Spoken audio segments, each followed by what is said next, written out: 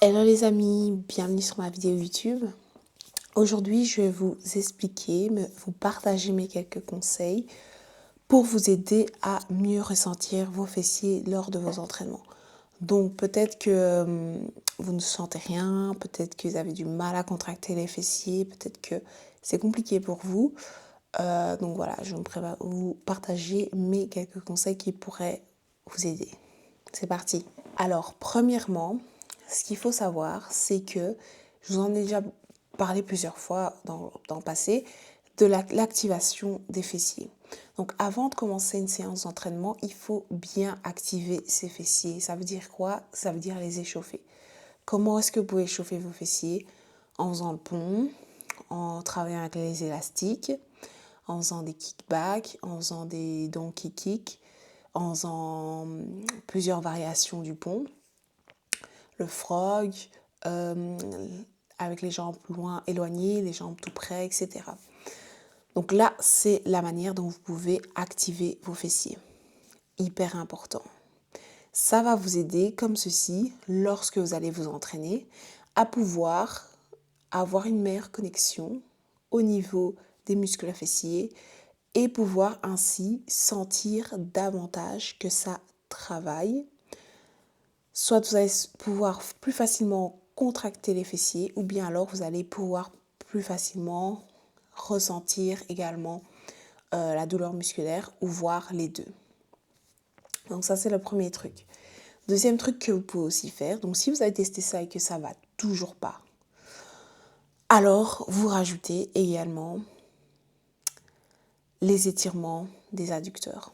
Donc bien faire en sorte d'étirer l'intérieur des cuisses. Pourquoi? Parce que le fessier est rotateur externe de la hanche.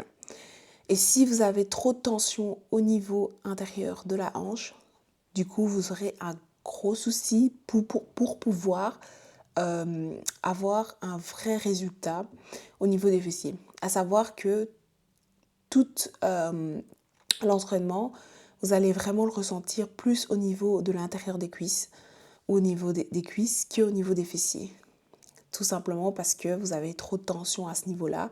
Et du coup, c'est ce niveau-là qui est dominant lors de votre entraînement. Donc bien s'étirer.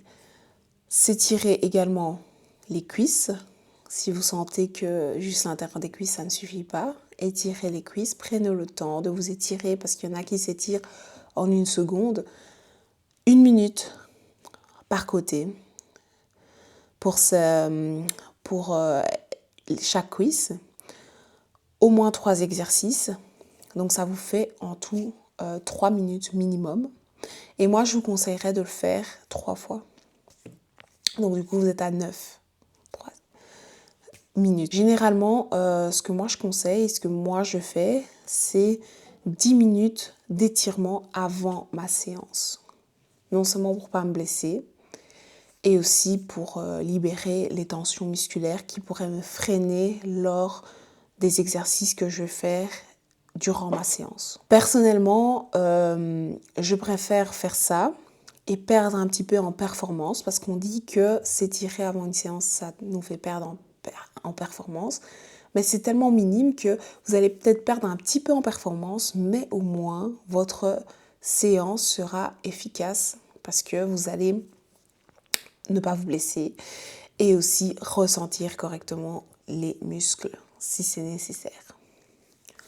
Ensuite, le truc que je vous dirais ensuite, le troisième truc, ça serait quand vous vous entraînez, faites en sorte de faire des exercices copontes. Ça veut dire des exercices qui travaillent plusieurs groupes musculaires en même temps, qui travaillent plusieurs muscles en même temps, et des exercices d'isolation où vous allez vraiment isoler un seul muscle.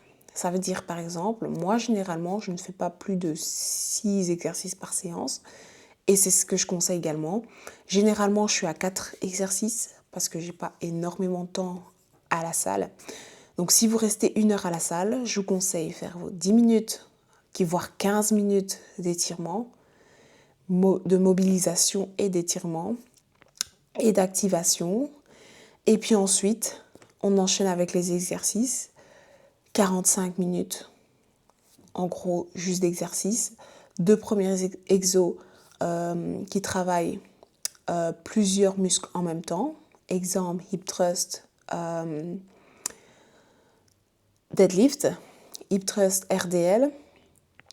Et puis ensuite, exercices d'isolation, extension lombaire pour les fessiers, focus fessier et les abducteurs, donc vers l'extérieur pour isoler encore plus au niveau du moyen fessier dans ce cas-là. Ou bien alors des kickbacks pour terminer, ou sur la machine, flexion des jambes, extension des jambes pour terminer. Donc voilà, j'espère que mes quelques conseils vous auront aidé et on se revoit pour la prochaine vidéo. Bye bye!